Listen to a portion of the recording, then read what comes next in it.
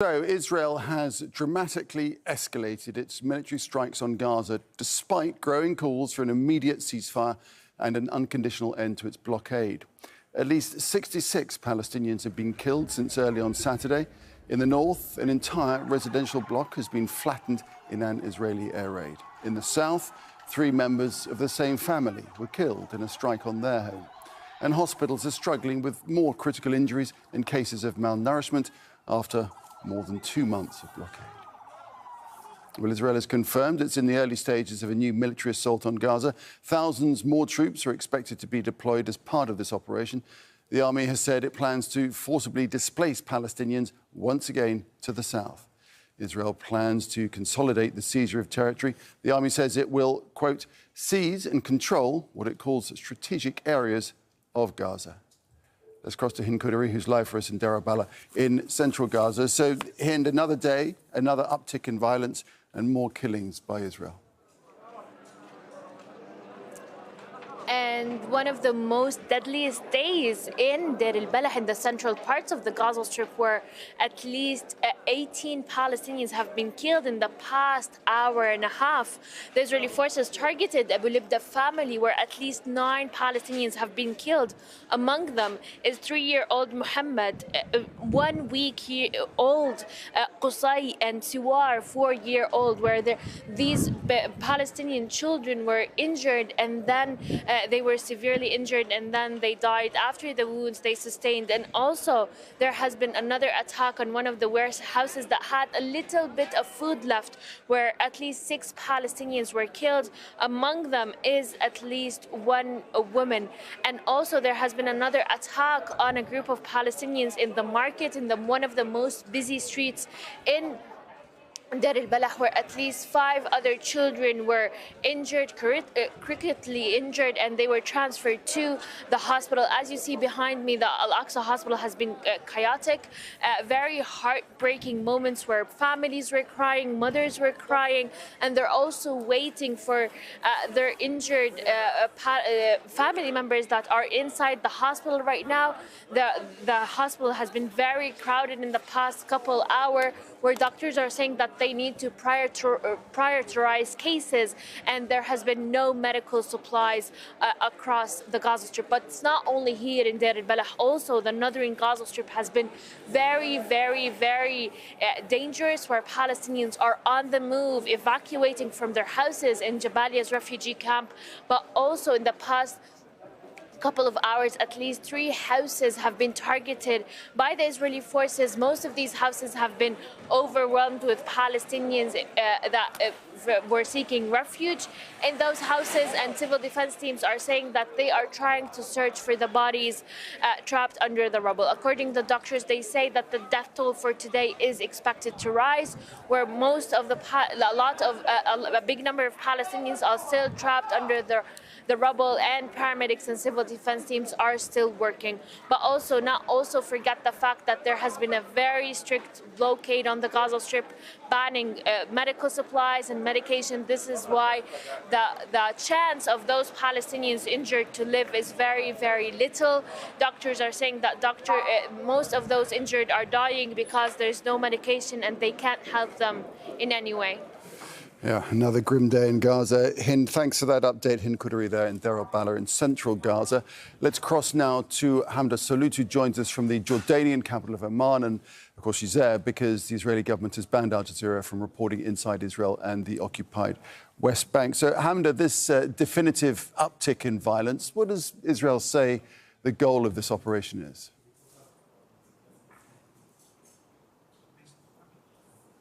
Well, the Israeli Security Cabinet unanimously approved these plans just a couple of weeks ago in a meeting, saying that this was in order to achieve an absolute victory in Israel's war on Gaza, but also an effort to release the remaining Israeli captives. They say that military pressure is the best way to do that. Now, these new combat plans were presented by the Israeli Army Chief of Staff, who took his position back in March during the ceasefire deal, but it's also worth mentioning that the Israeli Prime Minister, just within the last few days, has been saying that Gaza is going to see something unlike anything it has seen before within the last 19 months. Other members of his government were saying that the gates of hell are going to be opened on the Gaza Strip. And these intensified airstrikes that have been killing hundreds of Palestinians within the last several days are part of that new plan. So there's initially going to be this intensified air campaign. And remember that the military has called up 60,000 reservists in an effort to try and reinvade on the ground, first from the north, pushing Palestinians toward the south. And they're going to occupy, they say, strategic areas in the Gaza Strip. They say they're going to take over parts of the Palestinian territory, if not all of it. This is something that members of the right-wing government were promised by Netanyahu several months ago, saying that there would be this complete takeover of the Palestinian territory. And Hamdah, what are efforts to try and find some means of agreeing to a ceasefire between the two sides?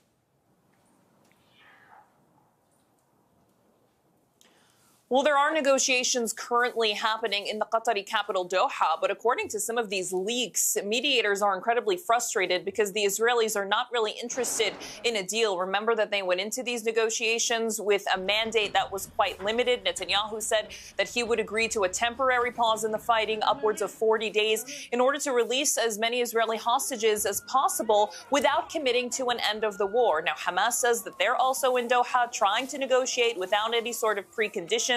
Hamas says that they want an end of the war. Hamas officials have been speaking within the last several days and several months, saying that they would be willing to release all of the captives in one large exchange. In exchange, though, for an end of the war, something Israel is not committed to. So while these talks are ongoing, there's a lot of pressure internationally on Israel. Remember, you have the U.S. president on his trip to the Gulf who said that Gaza is starving. This is the third month of Israel's total blockade on aid. And you have upwards of 10 European countries, many of which are allies with Israel, who have said that the situation that is unfolding is quite catastrophic. The Americans have said that the best way to bring about the release of the captives is through diplomacy means, but the Israelis think otherwise. Hamdah, thanks for that. Hamdah Salhut there in Amman in Jordan. Let's hear now from Gideon Levy, who's a columnist at the Haaretz newspaper. He says Israel's continuation of the war will be to its own detriment. Israel was not part of what happened, the good things and the bad things, mainly the good things which happened in the last week in the Gulf, because Israel is still speaking only in shooting and bombing. And that's the reason why Israel was not invited. As long as Israel insists on continuing the war and continuing to occupy Gaza, there's no room for Israel around this table in the Gulf. Donald Trump is changing his mood very quickly, and in one moment he's a man of peace, and the next day he does nothing to stop Israel now in Gaza, which a man of peace should have done and could have done. He could easily do it, and the personal relationship are not so relevant here. The fact is that Israel was left behind in Doha, in the Emirates, and in Saudi Arabia. And it shows that Israel has no room in this so-called new Middle East, much because of its own policy, because of sticking to war without any purpose and sticking to this horrible, horrible catastrophe in Gaza. Well, let's take this on here on the set with Sultan Barakat, who's Professor of Public Policy at the Hamad Bin Khalifa University. Sultan, welcome. Thank you. Much to discuss. So first, let's home in on Israel's intensifying operation in Gaza. What do you see their objective is here? Well, clearly the objective is to determine who calls the shots in the Middle East. And Netanyahu, as you would have noticed in the last few days, was pushed aside a little bit by the Americans, ignored to some extent. They went ahead with their deal with the Houthi. They went ahead with the release of the American-Israeli soldier. And also they went ahead with the sanctions on Syria, and now they're talking about the possibility of talking to Iran. Right, and also so Trump didn't visit Israel. And of course he didn't visit, but all of these issues are central to his understanding of the security of Israel, which is built on aggression, violence, security by force. So now he's just trying to show everyone that he still is the man in the driving seat, regardless of what Trump has said, and regardless of how much the relationship between Trump and the Arab states is developed, and the amount of investments, etc., that's coming to the region. he is determined to continue his own agenda.